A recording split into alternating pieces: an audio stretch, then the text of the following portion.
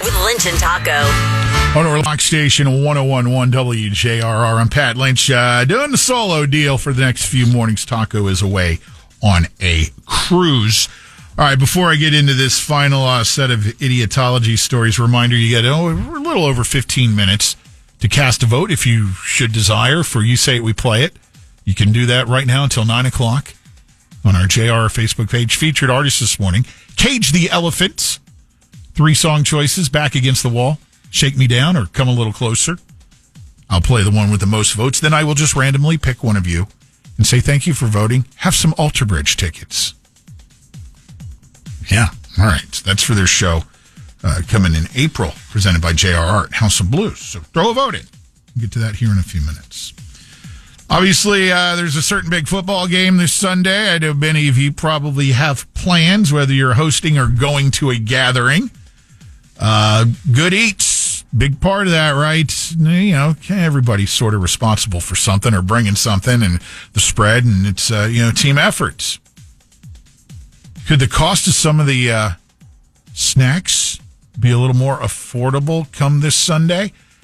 PepsiCo, which is the parent company that produces such snacks as Doritos and Cheetos and other, well-known and popular snack food items, has stated this week that they will be slashing the price of specifically Doritos, Lay's, and Cheetos, price of those packages by 15%. In response to customer complaints that they have become too expensive. You think? Finally? You're just hearing that and figuring it out now? That's nice, and I appreciate that. I'm sure you do as well. Let's peel it back here and be honest.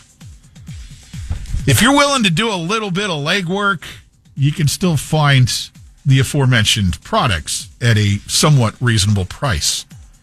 I'm not going to throw any specific retailers under the bus. They know who they are. I just find it odd that you could purchase a said size of one of those products at retailer A for X amounts, and then you go a mile down the road to retailer B, and it's $2, and I've even seen $3 less a bag, depending on the size of bag. Somebody, somewhere, is cashing in and pinning it on inflation. My opinion. So, in the hands of a consumer, you can still find those items at a good price before they slash them 15%. Again, hats off for doing that, guys. We appreciate it. Every single penny counts. But with the one that really burned me, I saw a bag of Doritos, $7.59. Who's buying these at $7.59, right? You really got to love Doritos or just, have plenty of money to spend that way. And that's you. That's your choice. It's fine. But, man, I can't do it. Can't do it. And I'm a fat guy who likes to eat. Oh, this brought back some memories of something we had going on here in our building years ago. Do you know what feng shui is?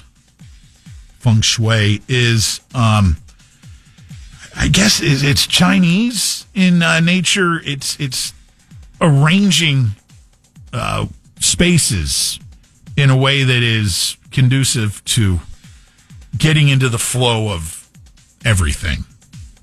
Everything's supposed to flow. That's the feng shui deal here.